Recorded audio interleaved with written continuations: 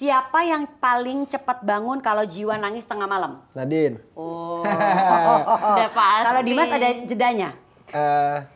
Waktu awal doang. Abis itu sekarang udah terbiasa ya. Iya, kayaknya kalau kita mau bantuin malah ngerecokin gitu, malah lebih lama nih. Oke, baik, boleh diterima. Siapa yang paling sering mengganti popok? Nadine. Oke. Siapa yang paling bisa dibilang apa ya, parno atau worry kalau Jiwa, kita nggak ngomongin jiwa sakit deh, jiwa anget aja badannya. Nadine. Nadine juga. Oke, siapa yang paling rempong istilahnya kalau lagi bepergian? Nadine. Jadi kalau Dimas apa? Kamu apa rempongnya? Paling apa coba? Yang Paling paling apa ya? Nggak Coba bisa tanya. makan ada jiwa. Yeah. Oh. Aku apa nak? Coba. Oke, Oh, itu. baik.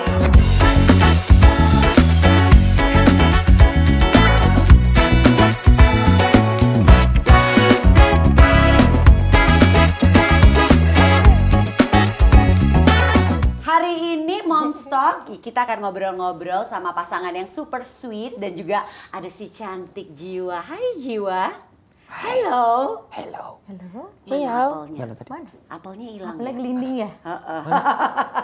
Kita ngobrol-ngobrol di Momstock, di mana hari ini kita akan ngobrol bertanya untuk cari tahu lebih banyak tentang Nadine dan juga Dimas dan juga Jiwa. Kehidupan sehari-harinya seperti apa nih ya, dan tentunya gimana serunya. Tapi kalau serunya udah kelihatan ya dia dengan hadirnya Jiwa dalam kehidupan Nadine dan juga Dimas. Jiwa hadir, Nadi Jiwa Anggara hadir sekitar 4 tahun setelah Dimas dan Nadine menikah. Ini memang direncanakannya seperti itu atau gimana? Aku Gimana nggak ceritanya? direncanain gitu ya. Emang berjalan tahu-tahu 4 tahun baru mendapatkan Jiwa dalam kehidupan rumah tangganya Nadine dan juga Dimas. Emang Gimana baru rasanya? dititipin enak ya? Baru dititipin ya. Gimana rasanya menjadi orang tua? Luar biasa. Luar biasa. Senang gitu. Nadine cuman menyenangkan karena memang ini yang ditunggu-tunggu ya gitu. Terus dia datang di saat bulan yang tepat, dia di bulan Februari juga. Februari kan juga hari Bulan kasih cinta ya? sayang. Betul. Terus dia juga lahirnya di Bali seperti yang ya sebenarnya nggak ada planning mau lahiran dia di sana, tapi nggak tahu sambil berjalan bilang kita ke Bali aja yuk, lahiran dia road trip waktu itu. serius road trip? Kita road trip karena udah 7 bulan nggak boleh terbang Oh, iya kan. benar. Jadi kita road trip, baliknya pas dia 1 bulan balik ke Jakarta juga road trip. Ya jadi kamu udah keliling-keliling waktu di kandungan. Luar biasa. Dan menyenangkan gitu, maksudnya kita tahu banyak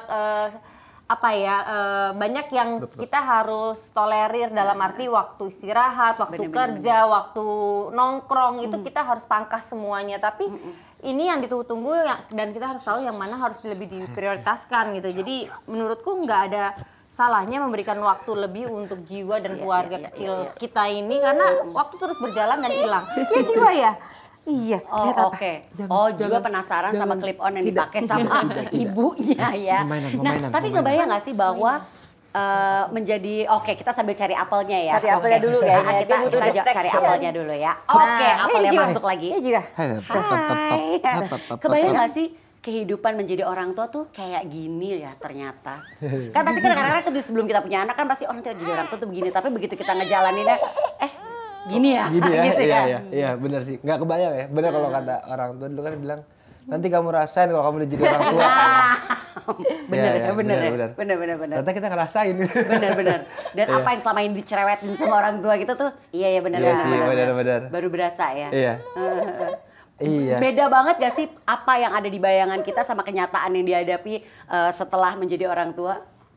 Aku sih kurang lebih ada bayangan ya karena mungkin banyak teman kita yang udah punya anak terus ngelihat kehebohan yang terjadi pada saat kalau kita ketemu ya kurang lebih kayak beginilah gitu. Tapi rasanya yang nggak terbayangkan itu rasanya gitu. Maksudnya kita ada gambaran kan. Oh nanti akan seperti ini, oh nanti akan seperti itu. Tapi akan seperti ini, akan seperti itu tuh ternyata rasanya tuh berbeda banget gitu. Kan dulu kita ngerasa akan seperti itu kita bisa handle itu. Tapi begitu kita ngerasain nggak semudah itu untuk handle hal itu. Oke. mumpung anaknya lagi tidur. Karena tiba-tiba hilang. Kemana tadi? Kita bahas tentang nama yang cantik banget ya, Nadi Jiwa Anggara. Artinya apa sih? Terus dapat inspirasi nama itu dari mana? Silakan. Silakan. Cantik banget loh namanya. Sebenarnya nama itu kita siapkan buat yang lain sebenarnya, buat filmnya Dimas. Oh gitu. Dia bikin film. Jadi itu udah 2-3 tahun yang lalu lah. Terus pada saat itu ya belum punya anak, ya tiba-tiba tahu hamil, oke. Kita nggak ngomongin tuh sampai 4 bulan baru kita mau bicarain tentang nama. Kalau udah pasti gitu. 4 bulan, pas 4 bulan baru kita bilang, oke, kita harus pilih nama nih ya. Nah, pertama kali aku sebut dan pertama kali Dimas sebut dengan bersamaan nama Jiwa. Jadi kita 1, 2, 3.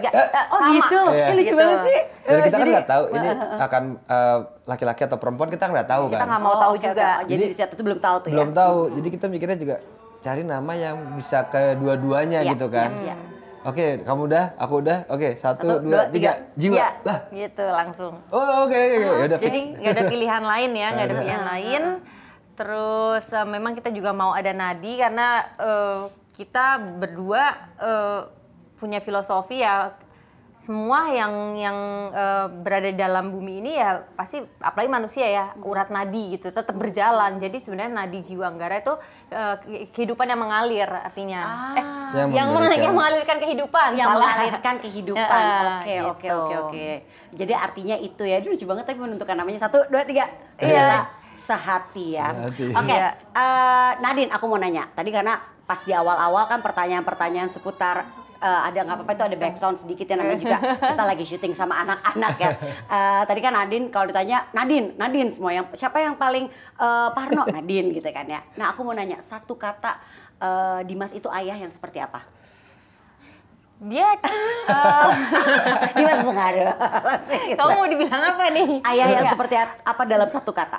Dia sama seperti Jiwa sih, ayah yang mengamati. Jadi dia pengamat, ya observe banget. Jadi pada saat memang dibutuhkan dia pasti ada. Tiba-tiba nongol aja standby. Dan dia tahu apa yang terjadi walaupun aku nggak harus ceritain apa yang terjadi sebenarnya. Kayak contohnya ini kenapa ya Jiwa tidurnya gelisah. Dia nggak perlu tahu apa yang terjadi seharian, tapi dia cuma bilang palingan capek kakinya gitu. Dan memang benar, dia abis berenang, dia abis main baby walker gitu. Iya benar juga ya. Atau kedinginan atau kepanasan. Jadi dan dia juga secara intel ya. Dan dia browsing juga, maksudnya dari informasi. Diem-diem ya. Gitu. Diem-diem ya. Jadi kayak gimana awal-awal gimana pakein popok, gimana pakein baju, gimana masih kan baby itu masih ringkih banget, masih awal-awal tuh. Jadi dia pun mencari tahu, browsing informasi, nggak dengan tangan kosong untuk menghadapi si Jiwa gitu. Jadi bener pada saat aku butuh, aku tinggal teriak. Aku udah mentok nih, nggak tahu buat keputusan apa. Dimas tidur. Dia tidur. Hadirlah Dimas dengan jawabannya adalah gitu ya. Oke. Nah kalau Nadine sebagai ibu dalam satu kata. Pas banget nih, aku juga pengen denger. Satu kata aja. Satu kata ya. Nah satu kata. Tadi kan kalau Dimas kan observer pengamat gitu kan. Kalau satu kata sebenarnya ada 2 kata nih. Tapi karena satu kata jadi satu kata ibu. Ya. Orang ibu yang ibu. Ibu banget itu, ibu banget. Masa sih aku ibu-ibu? Iya. Jadi udah bukan merangkum semuanya. Iya, udah bukan istri lagi tapi udah ibu aja udah. Karena beda ya, kayak waktu kita pacaran, kita menikah sama begitu punya anak, itu secara nggak langsung kita ya sebagai orang terdekat aja bisa melihat perubahan dari sosoknya Nadine gitu loh. Itu kelihatan banget. Kelihatan. Ibu-ibu gitu. Udah ibu, bukan. Kalau ibu-ibu beda lah ya, gimana? Kalau ibu-ibu tuh 2 kata loh. Oh iya, benar. Sama kayak aku mau bilang kamu luar biasa, itu 2 kata. Iya benar. Luar biasa. Luar doang nggak enak, biasa apalagi. Tapi bahasa Inggris amazing gitu. Iya benar. Kenapa nggak bilang kamu? Kenapa kamu nggak bisikin aku? Kita kasih bocoran lah, bisa di-cut kok. Jadi memang switching peran dan emang kan kita kan dalam hidup kan pasti ada fasenya ya, dimana kita masih muda belia, lalu kita menjadi ceritanya udah dewasa muda, lalu di saat menjadi istri, dari saat jadi ibu tuh beda banget. Jadi tapi kamu kebayang nggak sih aku bakal iya benar, jadi menarik ibu gini? Akan jadi ibu yang seperti ini. Ada bayangan mana? Ada. Biasanya kan seorang laki-laki itu mencari sosok istri itu yang seperti sosok ibunya. Ya kan? Jadi aku udah kebayang mamaku seperti ini. Oh berarti istriku akan seperti itu dong. More or less akan begini gitu. Dan apalagi Nadine sama mamaku kan apa namanya? Sama-sama zodiaknya sama. Zodiaknya sama. Jadi aku kebayang, jadi dia sepeduli itu sama orang, sama keluarga dan sama sekitarnya. Terus dia separanoid itu. Bukan paranoid itu dalam arti aku paham. Negatif ya, maksudnya. Enggak, aku paham. Ibu-ibu Parno. Ibu-ibu ya. Aku paham, aku ngerti juga kok. Normal kan? Normal. Begitu juga normal. Dan itu bagus. Lebih baik daripada ibu-ibu anaknya panas. Nggak apa-apa. Daripada kayak gitu lebih baik. Anak kita panas ini gimana ya, lebih baik kita gini. Jadi kan ada antisipasi yang lebih banyak gitu. Itu lebih baik buatku ya. Karena aku kadang panas. Ya kasih vitamin aja ntar juga sembuh. Ya. Ibaratnya gitu. Tapi kalau Nadine kan enggak nih, kasih ini deh, kita coba ini dulu. Kalau belum ini baru deh kita cek lagi coba. Dan dia controllingnya kan nggak. Kalau aku misalnya panas, ceknya pagi sama malam. Kalau Nadine kan pagi cek, siang cek, sore cek, malam cek gitu. Jadi lebih bagus gitu loh. Tapi lebih care. Memang seperti itu yang Dimas inginkan. Karena kan biasa ada juga gini, aduh ya rempong banget deh nih ibunya gitu kan. Ada yang seperti itu kan. Tapi justru sebenarnya Dimas bersyukur Nadine tuh lebih banyak ya istilahnya tuh quote unquote parnonya lah gitu. Karena beda banget sama sebelum ada jiwa gitu. Dia lebih ya udahlah. Oh gitu. Lebih kita sama-sama cuek kan. Jadi lebih ya udah nanti aja deh. Tapi kalau sekarang tuh jadi kayak oke, lah bagus nih. Nah, kebayang nggak Nadine akan menjadi seperti itu? Kebayang. Cuman aku nggak kebayangnya. Oh, ternyata tuh fase itu tuh ada pada saat ada anak. Hadirnya sekarang. Iya, bukan pada saat misalkan memang kita once kita minta seseorang untuk berubah itu kan nggak bakal bisa ya. Betul. Jadi kita juga nggak ada minta satu sama lain untuk kamu kayak gini dong, nggak ada. Tapi kita punya harapan gitu. Kapan ya Nadine bisa seperti ini? Ternyata nongolnya terus jiwa nongol loh. Itu benar-benar iya. Kita nggak pernah ngobrolin ini nih di rumah. Makanya thank you banget ada interview seperti ini. Jadi gimana perasaannya Nadine denger ini? Ini menarik. Makanya aku melek banget liatin dia nih kayak ternyata dia mengamati gitu. Aku aja mungkin nggak ngeh ya gitu. Jadi Nadine nggak ngeh kalau ternyata ada perubahan seperti ini dalam. Mungkin perubahan tapi itu hal yang harus dilakukan saat ada anak gitu, bukan berarti ya harus lebih peduli lah. Mungkin kalau kita kan badan mungkin udah lebih kuat, bukan kuat sih. Kalau seandainya kita telat makan ya udahlah, tapi anak yang jangan sampai telat makan karena akan ada permasalahan yang baru lagi kan. Jadi jadi aku nggak terlalu notice itu sebenarnya sih. It comes naturally aja gitu ternyata ya perubahan itu ya. Nah, ada pembagian tugas nggak sih dalam mengurus jiwa nih buat Nadine sama Dimas? Enggak sih. Langsung. Ini menarik. Atau ya siapa yang lagi bisa aja gitu lah atau gimana gitu. Kalau pembagian tugas pada saat jiwa lahir itu otomatis sih siapa yang bangun duluan pada saat jiwa nangis gitu. Karena kita berdua masih itu satu hal yang baru, jadi kita masih belajar juga, kita learning by doing aja gitu. Tapi dengan berjalannya waktu mungkin ya jadinya ibu yang lebih banyak menghandle sih kayaknya. Tadi udah diakui ya, karena kebetulan Amin Dimas lagi jalan syuting film juga, jadi aku cukup mengerti pada saat dia lagi beruntun ya jadwal syutingnya. Jadi aku mikirin gimana supaya dia dapat tidur tenang juga nih, quality sleep-nya juga harus dipikirin kan. Tahu banget kalau kurang kan syuting ya. Iya. Dan jiwa juga butuh tidur gitu. Jadi ya kadang-kadang kita tidurnya jadi kayak kaku aja, nggak boleh terlalu banyak gerak gitu. Karena kadang masih satu tempat tidur, dia di cribnya sendiri, suara apapun masih noise masih sensitif ya. Jadi pembagian tugas kalau sekarang ini kalau dia lagi nggak kerja, ya dia pegang jiwa gitu. Dia pegang jiwa, terus kalau bisa malam di Dimas gitu. Terus apa lagi? Main sih bagian dia sih. Dimas. Iya. Sama jagain kalau tidur. Iya. Karena pada saat jiwa tidur itu waktunya Nadine quality time kan. Jadi dia tidur, gak apa-apa deh gue jagain, lo ngapain deh. Karena kan udah mulai sambil kerja kan, jadi waktu kerja ya bisanya di malam hari gitu ngurusin apa paper apapun gitu. Iya sih. Oke, Nadine sama Dimas kan sama-sama cinta alam nih ya. Udah bawa jiwa juga pergi mengenal alam.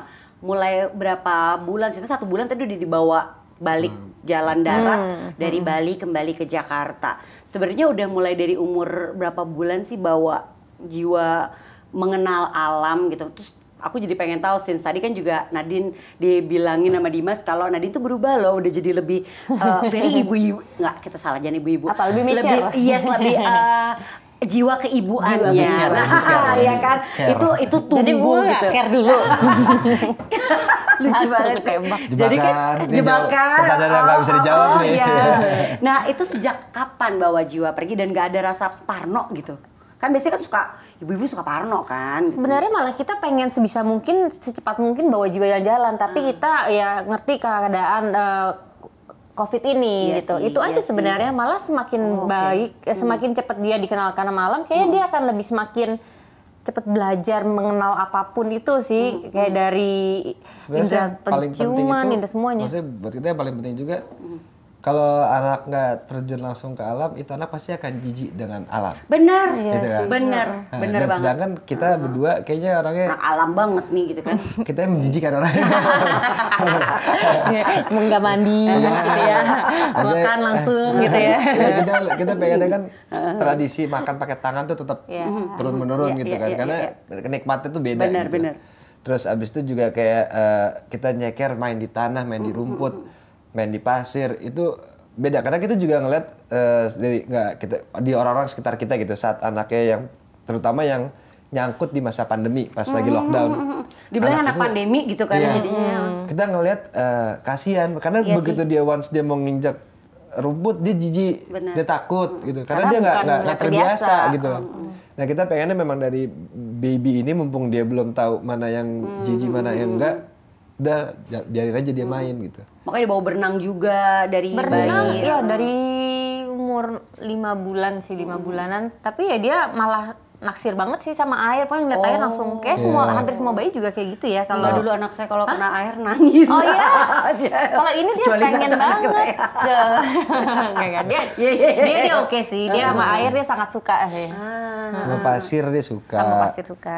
Emang alam aja ya udah. Terutama ya. dia ngeliatin semut dia suka ya. Ya lihat semut, lihat kupu-kupu, lihat kaki hujan. 1000. Serius? Kaki 1000 dia suka dilihatin mau dipegang. Jadi kadang-kadang dia lihat makan. anjing dia mau main, nggak takut. Size anjing juga nggak takut Pas dia. hamil kan juga Nadine tetap ekspor kan?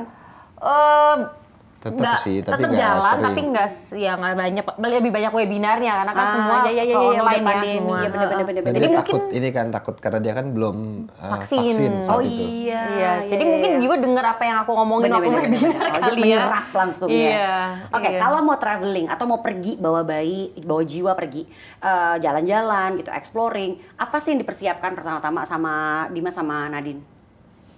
Pasti tempat ya, kita harus cari tempat yang dulu tuh tempat. iya tempatnya cari yang lebih fleksibel kalau anak ini nanti mau makanannya gimana, bersihinnya dia seperti apa, gimana tempatnya. Itu yang pertama sih tempatnya itu. Terus yang kedua palingan persiapannya perlengkapan babynya ya, bukan perlengkapan kita. Iya, lebih banyak lebih ke dianya sih.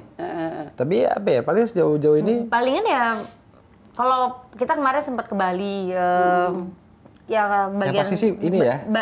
lengan panjang iya. Sunscreen pasti. Lotion nyamuk. Oh iya, nyamuk. Lotion serangga ya. Iya. Itu yang paling penting sih. Iya sih. Karena kadang-kadang kalau sunscreen ya anak itu kan kita tahu waktu dia berjemur berapa lama gitu. Tapi kan kalau serangga terutama di malam hari itu ada bahaya kan. Sama baju ya palingan ya itu buat dia tetap kalau basah harus cepat diganti. Bajunya dia aja sih supaya nggak masuk angin, matahari terik. Apalagi ya?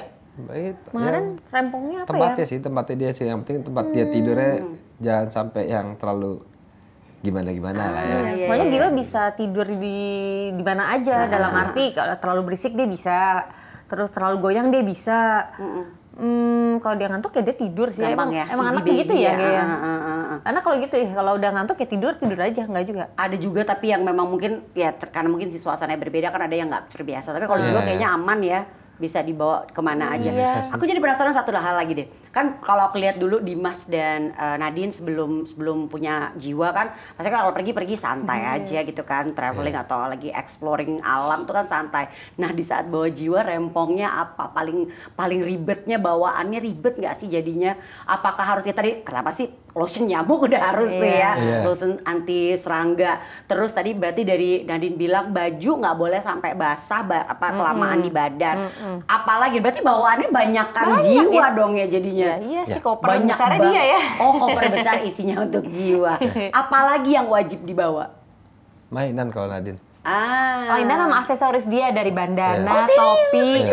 Karena aku nggak tahu ya, kita dan Jiwa juga harus pegang sesuatu dia harus tangannya. pegang sesuatu. Iya, jadi memang waktu kita pacaran, kita tuh kalau pas lagi traveling kita selalu hunting sepatu bayi. Jadi dan itu yang kita nggak tahu, pokoknya cewek cowok bisa masuk lalu warna netral, dan kita selalu hunting itu. Jadi Jiwa pakai sepatu yang kita pernah beli dulu waktu pacaran pas kita traveling gitu. Dari rajutan, dari apa sih, benang-benang yang di Butan, kita nikah di Butan, kita belinya waktu itu di Chiang Mai karena transit situ.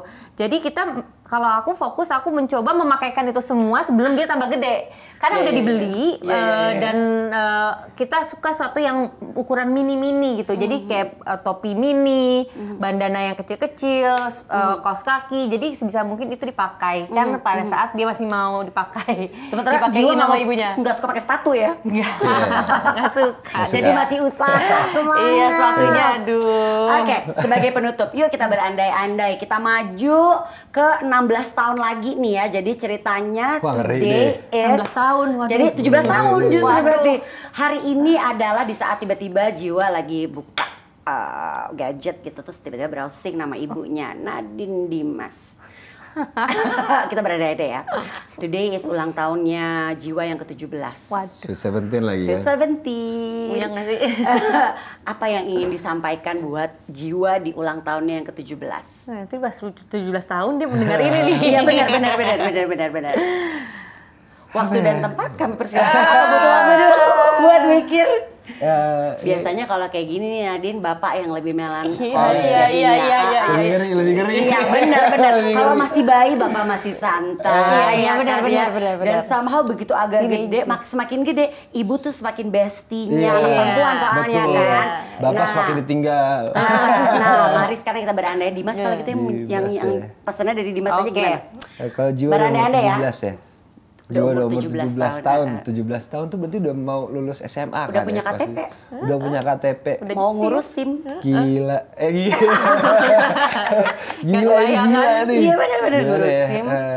Udah ada deketin. Oh iya pasti. Itu pasti udah dari sekolah kan, tuh dari sebelum 17. Iya. Tapi kan biasanya kan kalau 17 kan biasanya gini. Kalau dulu kan, jangan pacaran dulu. Aku udah 17. Iya. Udah mulai debat. Belum punya KTP? Udah mulai mungkin kabur dari rumah. Jangan ya, nggak boleh ya. Oke, jangan. Oke, mari kita berandai-andai. Dia boleh pergi selama dia boleh kemanapun dia pergi. Yang penting dia ngabarin dan dia selalu on time. Oke, itu. Saat dia bilang dia mau pulang jam 2, ya dia harus pulang jam 2. Dan kita harus tahu di mana dia. Lebih baik dia jujur terbuka daripada dia harus berbohong. Oke. Karena kekhawatiran orang tua itu saat anaknya nggak bisa dihubungin, takutnya terjadi apa, A, B, C, D, E, F, G-nya itu kan banyak ya. Langsung tuh di kepala tuh. Iya, muter. Dan kita pasti akan berburuk sangka takutnya kan. Daripada kita berpikir seperti itu, lebih baik dia terbuka. Aku mau kesini sama ini. Pulang jam berapa? Pulang jam segini. Oke. Dan kalau kita telepon, angkat ya. Yang penting itu aja, yang penting ngabarin. Jadi kita berdua, kita lebih baik jadi orang tua yang open minded dan lebih baik nanti kalau Jiwa udah 17 tahun, apapun keputusan kamu harus bertanggung jawab. Iyalah. Dia akan denger ini nih. Iya. Oke. Iya, emang. Nggak apa-apa. Salah ya? Enggak, bener. Makanya aku cuma neketin, hai Jiwa, kamu inget nih ya. Inget ya. Dan aku yang nggak inget sekarang. Sorry, aku potong. Aku jadi nggak inget. Apa sih tadi? 17 tahun. 17 tahun ya. Pokoknya kalau Jiwa udah 17 tahun, harapan kita itu pokoknya apapun yang keputusan yang kamu pilih, kamu harus bertanggung jawab, kamu harus komit dengan apa yang kamu pilih, kamu harus konsisten dan jangan lupa bapak ibunya pastinya ya. Jadi yang dan yang penting ingat loh, pokoknya orang terdekat kamu adalah orang tua kamu. Jadi walaupun kamu punya teman dekat banyak sebanyak-banyaknya bagus, tapi tetap orang yang bisa kamu percaya dan yang akan menerima kamu dan melindungi kamu di situasi apapun itu adalah orang tua dan keluarga. Jadi lebih baik kamu terbuka sama orang tua kamu, baik buruknya diri kamu daripada kamu menutupi yang ujung-ujungnya kamu sendiri yang akan terjerat di dalam itu sendiri gitu. Jadi lebih baik ngomong A sampai Z ke orang tua daripada kamu ngomong A Z ke orang lain, karena orang tuamu akan menerimamu apa adanya dan kita pasti akan menjadi sahabatnya dia gitu. Nggak akan ngejudge. Dan misalkan memang dia ternyata mau pergi sama ini nih sama siapalah nanti pilihanmu gitu ya palingan awal-awalnya pasti bapaknya ya, Pak kenalin Pak, pura-pura pingsan gitu. Mungkin awalnya gitu, tapi lama-lama pasti akan menerimanya gitu. Tetap kita menjalankan peran kita sebagai orang tuamu. Jadi ayo terbuka aja nggak apa-apa, kita bisa menerima, kita cari solusinya ya. Dan ini apa tuh? Kita pernah muda, jadi kita tahu. Tapi kalau dari anak belum tentu melewati itu, tapi kita udah melewati fase-fasenya. Betul. Kata Dimas malas banget nih gue kebayang itu. 16 tahun. Iya. 16 tahun cepat lah. Cepet. Jangan kan 17. Dia 13 tahun aja dia udah bisa. Gak mau pergi, gak mau dipeluk. Udah pasti begitu kan. Lagi 17. Nggak mau pulang. Jangan, kita nikmati. Dinikmati dulu, masih punya waktu nih, masih punya waktu. Sebelum tiba-tiba dia lagi seneng sama teman.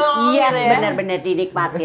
Aduh Dimas, Nadine, thank you so much. Seneng banget ngobrol sama Dimas sama Nadine. Banyak hal ternyata yang bahkan Nadine nggak tahu ya.